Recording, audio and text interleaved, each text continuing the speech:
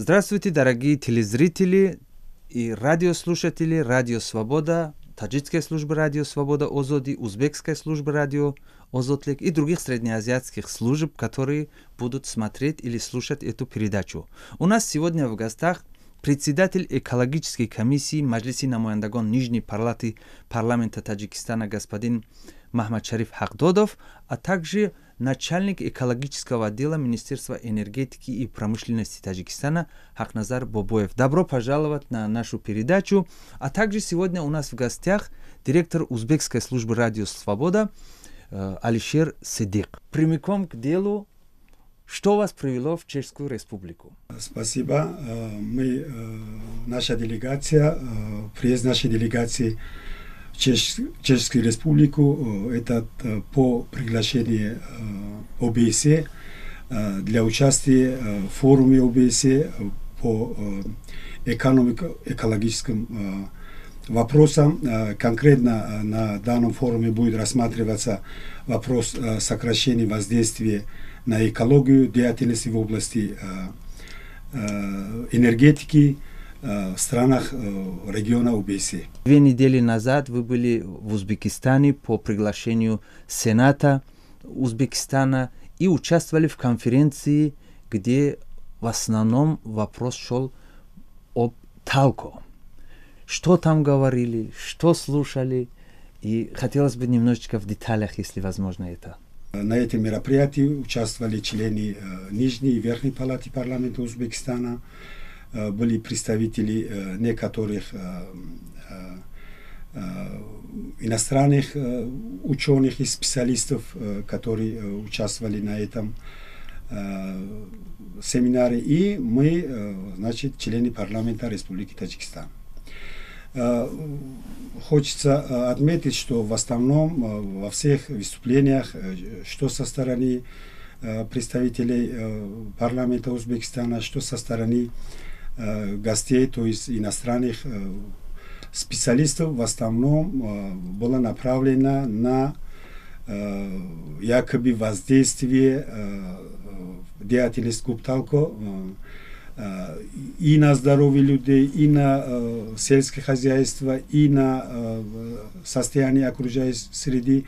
В основном ощущалось такое впечатление, что вот все беды, которые в этом регионе имеется, и причиной всему этому является деятельность Гупталко. Как раз таки Верхняя палата узбекского парламента, Сенат буквально пригвоздили к позорному столбу талко, да, вот они очень сильно критиковали, гневные спичи, в частности говорилось о том, что до 23 тысяч тонн загрязняющих веществ, в том числе более 200 тонн наиболее опасного и вредного для здоровья людей окружающей среды, вторичного водорода выделяется из этого завода. Вот эти факты подтверждаются вашими исследованиями? Это общие выбросы предприятий талко. Но выбросы имеет любое предприятие, подобное как талко.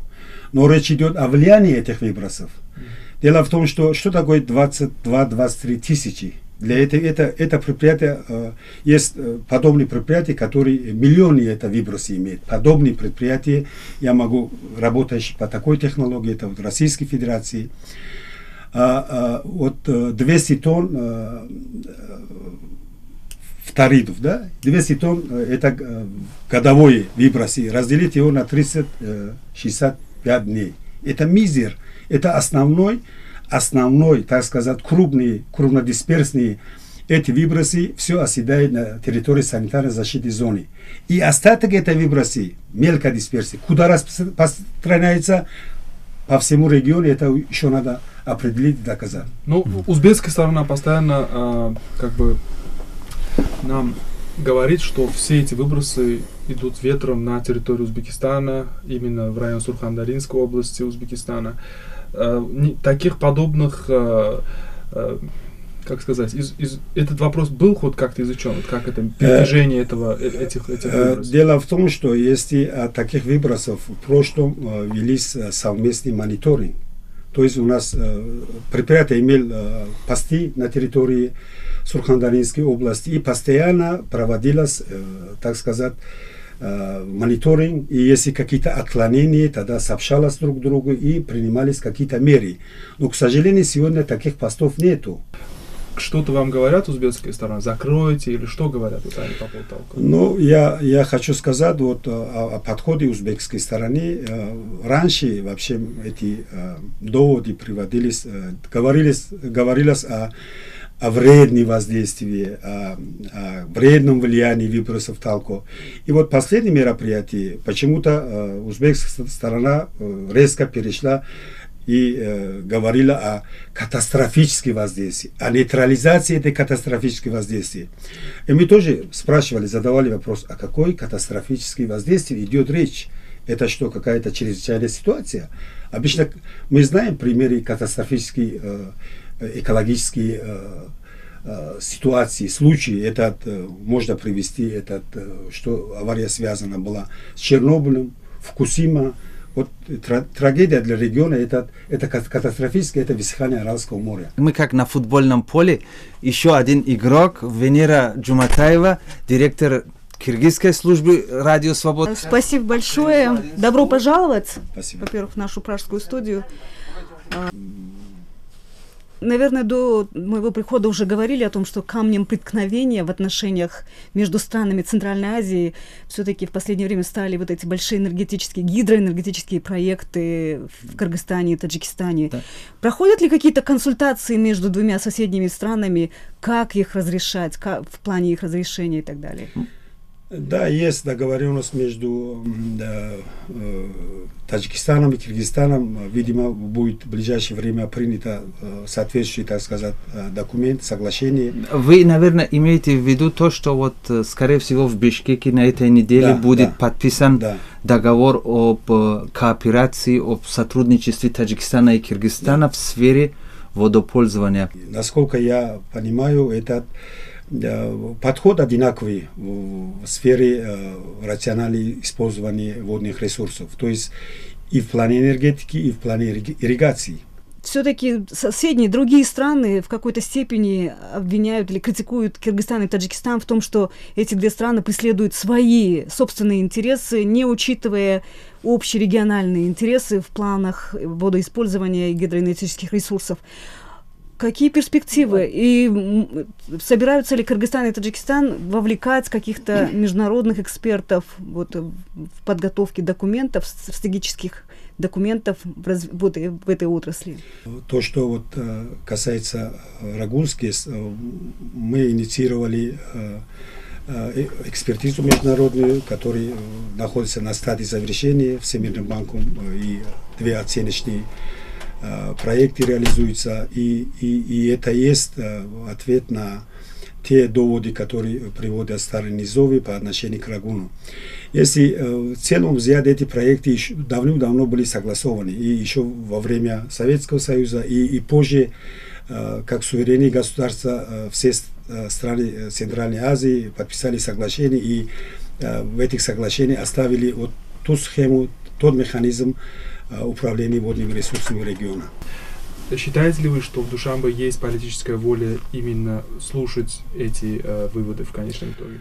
Вы знаете, вот соглашение, которое с Всемирным банком правительство Таджикистана подписало, и в рамках этого соглашения, значит, результаты, так сказать, международной экспертизы, и многие части этой экспертизы уже как бы подтверждают об безопасности этого объекта по отношению к окружающей среде и другим социальным факторам. И, естественно, Республика Таджикистан будет придерживаться тому соглашению, которое имеет со Всемирным банком. Эти исследования обязывают Таджикистан в случае, если они будут, если они скажут, что это не является экологической, ну, что это приносит вред экологии. То есть Таджикистан готов остановить это, как сказать, этот проект в случае такого негативного подхода, допустим, Всемирного банка. Как вы знаете, Узбекистан оказывает некое... Проект уже прошел экспертизу в свое время, уже доказано, что проект Рагунс ГЭС не имеет негативные воздействия на те, так сказать, и на окружающую среду, и на социальные факторы, которые, наоборот, этот проект имеет характер, региональный характер, наоборот, этот проект может региону даст чистые экологические энергии. Этот проект может в случае маловодья решить вопросы с водообеспеченности в низовьях. Поэтому этот проект уже доказал свою, так сказать, жизнеспособность. Я думаю, что и результаты экспертизы Всемирного банка тоже в этом русле будут положительны. И этот проект, все-таки этот проект будет принят регионом, странами региона, с тем, чтобы, так сказать, приносил пользу для региона, для стран региона. А как вы относитесь, вот, как эколог, к планам Таджикистана экспортировать электроэнергию, не только обеспечить внутренние нужды, но экспортировать? И я просто озвучиваю еще одно беспокойство узбекской стороны, что если бы Таджикистан думал только о внутреннем потреблении, то энергии вполне достаточно, без строительства крупных дамб. Вы знаете, что у нас в основном дефицит зимой, когда обмелеет реку, а летом у нас нет дефицита. Наоборот, у нас летом есть возможность экспортировать порядка там 3-4 миллиарда киловатт-часов. Можем экспортировать, ну, если учитывать, что по этой схеме в свое время была, то есть поставка электроэнергии в другие страны взамен на обеспечение водой в вегетационный период странам низовья. Но, к сожалению, эта схема сейчас не работает. И вы знаете, что не только страны регионы в будущем будут нуждаться в электроэнергии. Соседние страны, этот вообще в целом в Азии, этот Афганистан, Пакистан тоже нуждается в энергии. И вы знаете, что вот Кыргызстаном и Таджикистаном сейчас реализуется проект Каса-1000 с тем, чтобы в будущем от освободившей энергии смогли экспортировать в нуждающие страны региона. Я хотела для слушателей, чтобы вы немножко объяснили. Вот в Кыргызстане я знаю, что 25% запасов воды используется Кыргызстаном. Остальные 75% уходят соседним странам, Казахстану, Узбекистану. Каково в Таджикистане состояние? У нас, вот вы знаете, согласно решениям МКВК, который каждый год корректируется, все страны имеют лимит водопользования. И мы, вот тот лимит, который как бы нам эти организации определен, этот лимит мы не добираем. Из этого лимита мы где-то используем где-то 60%, может быть. Мы тоже слышим иногда зимой или в другое время года, что в Кыргызстане очень большая проблема продать избыток электроэнергии. И в то же время слышим, что в соседнем Таджикистане очень большая проблема с электроэнергией. Есть ли какие-то переговоры о том, чтобы экспортировать, покупать электроэнергию у Кыргызстана и так далее? К сожалению, вот вы знаете, что мы все страны региона находились в единой объединенной энергетической компании. И вот после распада этой компании и нету возможности транзита электроэнергии. Например, Таджикистан не может вот этот избыток электроэнергии экспортировать в другие страны, хотя есть потребность. Летний, да. У нас летом мы экспортировали в Россию и в Казахстан. А зимой у Кыргызстана можете брать? Зимой можем, но у нас линии не позволяют, чтобы больше экспортировать. А есть ли план постройки таких линий? Есть такие планы, вот строительство линии 500, это Датка и Хаджент. Вот через Ош. Да, через Ош. И если этот проект будет реализован, тогда мы можем, так сказать, обмениваться электроэнергиями и зимой, и летом. У меня такой, может быть, последний вопрос. На мой взгляд, категорических разногласий между Узбекистаном и Таджикистаном по вопросу Талко и связано с Рагуном. Все в одном комплексе идет с узбекской стороны. Многие видные аналитики считают, что разрешение вопроса лежит очень в персональном отношении между президентом Рахмоном и Каримовым. А вы, как эколог, где видите это разрешение? Вы думали над этим вопросом, я думаю, неоднократно. Как, на ваш взгляд, можно этот вопрос разрешить, и почему это не делается, то, что вы думаете?